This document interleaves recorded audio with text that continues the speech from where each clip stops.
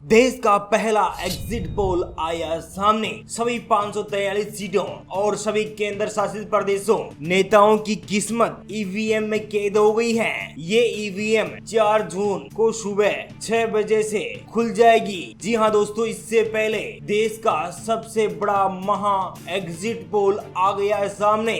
इस exit poll के अनुसार किस पार्टी की बनने जा रही है सरकार? क्या नरेंद्र मोदी तीसरी बार प्रधानमंत्री बनने जा रहे हैं, या फिर राहुल गांधी, या ममता बनर्जी, या अरविंद केजरीवाल, या कोई और देश का अगला प्रधानमंत्री बनने जा रहा है? आइए हम बात कर लेते हैं देश की सभी 543 सीटें और सभी केंद्र शासित प्रदेशों और सभी राज्यों के लोकसभा एग्जिट पोल के बारे में। देश की जनता ने इस बार किसे वोट किया है, कौन सी पार्टी को जिता रहे हैं जनता? आइए हम बात कर लेते हैं महा एग्जिट पोल के बारे में। बात कर लेते हैं सबसे पहले मध्य प्रदेश की। जी हाँ दोस्तों, मध्य प्रदेश में 29 लोकसभा सीट आती है। मध्य प्रदेश की 29 में से एनडीए खाता में 25 सीटें, यानी कि भारतीय जनता पार्टी को यहाँ पर 25 लोकसभा सीटें मिलने की संभावनाएं तय जा रही है। तो वही बात कर लेते हैं इंडिया अलायंस को यहाँ पर मात्र 4 सीटों पर सिमट के रहना पड़ेगा। बाकी अदर पार्टी खाता में 0-0 सीट जाने की संभावनाएं दिखाई दे रही है। आइए हम बात कर लेते हैं नागालैंड की 1 लोकसभा सीट और 1 की लोकसभा सीट के साथ एनडीए इंडिया अलायंस खाता में 0, अदर पार्टी खाता में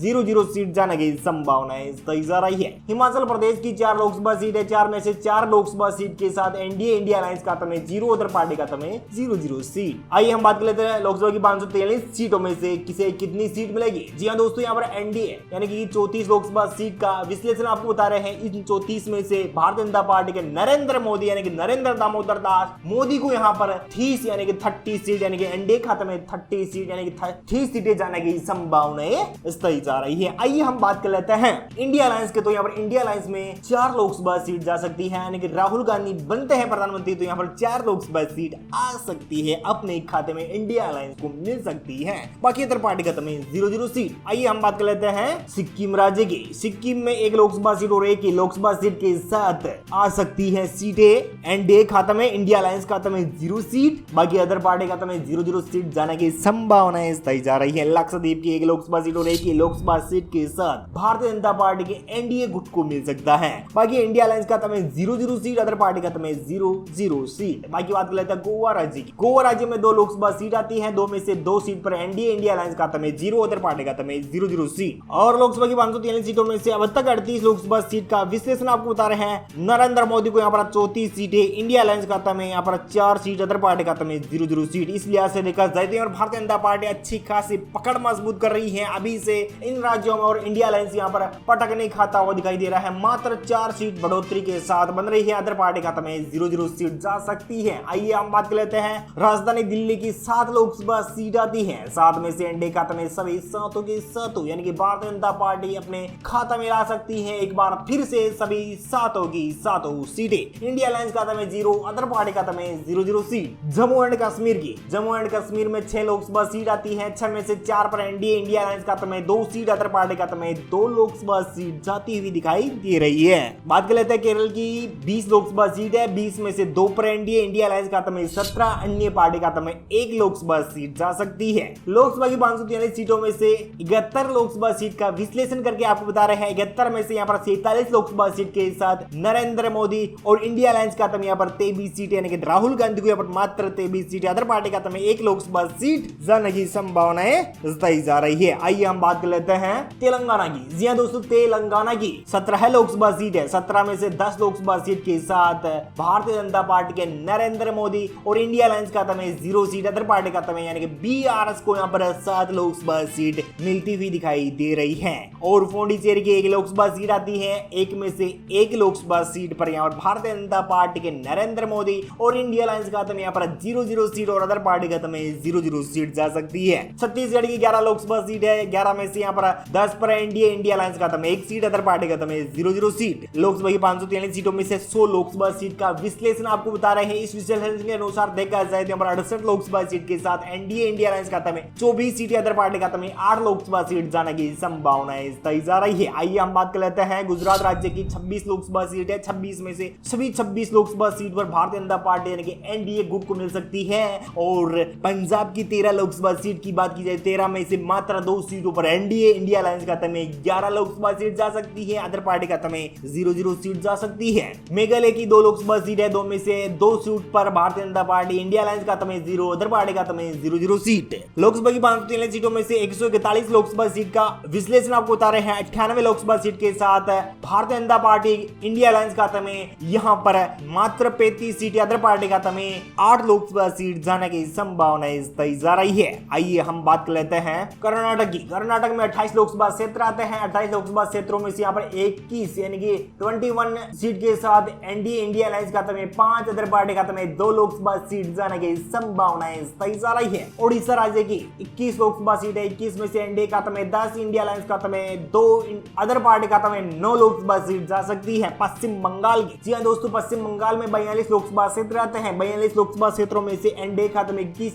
क्षेत्र आ सकते हैं और 21 इंडिया अलायंस के गुट टीएमसी को यहाँ पर मिल सकते हैं। अदर पार्टी खाते में 0-0 सीट है। जी हाँ दोस्तों, इस लिहाज से देखा जाए तो यहाँ पर भारतीय जनता पार्टी यानी कि एनडीए गुट को यहाँ पर 21 सीटें, इंडिया अलायंस खाते में 21 सीट, अदर पार्टी खाते में 0-0 सीट जा सकती है। लोकसभा की 543 सीटों में से 232 लोकसभा सीट का विश्लेषण आपको बता रहे हैं। इस विश्लेषण के अनुसार देखा जाए तो यहाँ पर एनडीए खाते में 150 यानी कि 150 सीटें भारतीय जनता पार्टी अपनी बजट बढ़त के साथ मजबूत दिखाई दे रही है। 63 लोकसभा सीट के साथ इंडिया अलायंस यहाँ पर मात्र 63 सीटें आगे दिखाई दे रहा है। 19 सीटों पर अदर पार्टी पर काबिज होती हुई दिखाई दे रही है। दमन और दीव की 1 लोकसभा सीट और 1 लोकसभा सीट के साथ एनडीए इंडिया अलायंस खाते में 0, अदर पार्टी खाते में 0-0 सीट। उत्तराखंड राज्य की 5 लोकसभा सीट है, 5 में से एनडीए खाते में सभी 5 की 5 सीटें, इंडिया अलायंस खाते में 0, अदर पार्टी खाते में 0-0 सीट। अरुणाचल प्रदेश की 2 लोकसभा सीट है, 2 में से एनडीए खाते में 2 की 2 सीटें, इंडिया अलायंस खाते में 0, अदर पार्टी खाते में 0-0 सीट जाने की संभावना तय जा रही है। लोकसभा की 543 सीटों में से 240 लोकसभा सीट का विश्लेषण आपको बता रहे हैं। एनडीए खाते में 158, इंडिया अलायंस खाते में 63, अदर पार्टी खाते में 19 लोकसभा सीट जाने की संभावनाएं तय जा रही है। दोस्तों आपको क्या लगता है 2024 के इस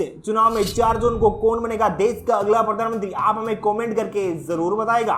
मिजोरम की 1 लोकसभा सीट और 1 लोकसभा सीट के साथ एनडीए इंडिया अलायंस खाते में 0, अदर पार्टी खाते में 0-0 सीट। झारखंड राज्य की 14 लोकसभा सीट है, 14 में से एनडीए खाते में 13, इंडिया अलायंस खाते में 1, अदर पार्टी खाते में 0-0 सीट। उत्तर प्रदेश की 80 लोकसभा सीट है, 80 में से 80 लोकसभा सीट में से एनडीए खाते में 70 लोकसभा सीट है, इंडिया अलायंस खाते में 10 लोकसभा सीट, अदर पार्टी खाते में 0-0 सीट जा सकती है। लोकसभा की 543 सीटों में से 335 लोकसभा सीट का विश्लेषण करके आपको बता रहे हैं। इस विश्लेषण के अनुसार देखा जाए तो यहाँ पर एनडीए खाते में 242 लोकसभा सीटें जाती हुई दिखाई दे रही है। इंडिया अलायंस खाते में 74 यानी कि 74 सीट अपने खाते में राहुल गांधी कर सकते हैं। अन्य पार्टी खाते में 19 लोकसभा सीट जाने की संभावना तय जा रही है। बात कर लेते हैं अंडमान व निकोबार द्वीप समूह की 1 लोकसभा सीट और 1 लोकसभा सीट के साथ एनडीए इंडिया अलायंस खाते में 0 सीट, अदर पार्टी खाते में 0-0 सीट। तमिलनाडु की 39 लोकसभा सीट है, 39 में से पहली बार एनडीए यहाँ पर 17 लोकसभा सीट जा सकते हैं और इंडिया अलायंस यहाँ पर 21 सीट, अदर पार्टी खाते में 1 लोकसभा सीट जा सकती है। बिहार राज्य की 40 लोकसभा सीट है, 40 में से 30 लोकसभा सीट के साथ एनडीए इंडिया अलायंस खाते में 10, अदर पार्टी खाते में 0-0 सीट जा सकती है।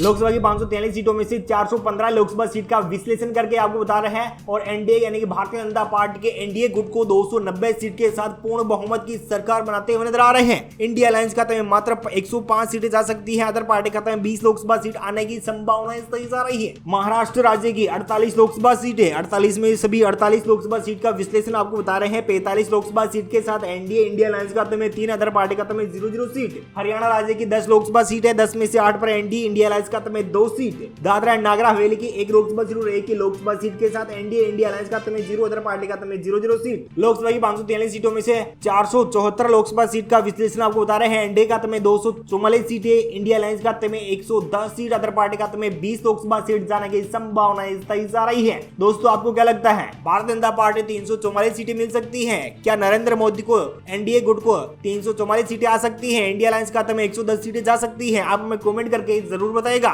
चंडीगढ़ की 1 लोकसभा सीट और 1 लोकसभा सीट के साथ एनडीए इंडिया अलायंस खाते में 0 सीट। आंध्र प्रदेश की 25 लोकसभा सीटें, 25 में से एनडीए खाते में 15, इंडिया अलायंस खाते में 0, अदर पार्टी खाते में 10 लोकसभा सीट जा सकती है। लोकसभा की 543 सीटों में से 525 लोकसभा सीट का विश्लेषण करके आपको बता रहे हैं। एनडीए खाते में 325 सीटें, इंडिया अलायंस खाते में 110 सीट, अदर पार्टी खाते में 30 लोकसभा सीट जाने की संभावनाएं तय जा रही हैं। दोस्तों आपको क्या लगता है 2024 में किसकी बनेगी सरकार? कमेंट करके जरूर बताएगा। त्रिपुरा राज्य की 2 लोकसभा सीटें, 2 लोकसभा सीट पर भारतीय जनता पार्टी यानी कि एनडीए गुट। मणिपुर की 2 लोकसभा सीटें, 2 में से 1 पर एनडीए, 1 पर इंडिया अलायंस। असम की 14 लोकसभा सीट आती है, 14 में से एनडीए खाते में 12 सीटें यानी कि नरेंद्र मोदी को 12 सीटें, इंडिया अलायंस खाते खत्म में 2 सीट, अदर पार्टी खाते में 0-0 सीट है। इस लिहाज से देखा जाए तो सभी 543 लोकसभा सीट के लिहाज से देखा जाए तो साल 2024 के 4 जून को यहाँ पर भारतीय जनता पार्टी के नरेंद्र मोदी 400 सीट पार कर सकते हैं। इंडिया अलायंस यहाँ पर 113 सीट, अदर पार्टी खाते में 30 लोकसभा सीट जाने की संभावनाएं तय जा रही है। दोस्तों आपको क्या लगता है, साल 2024 में क्या नरेंद्र मोदी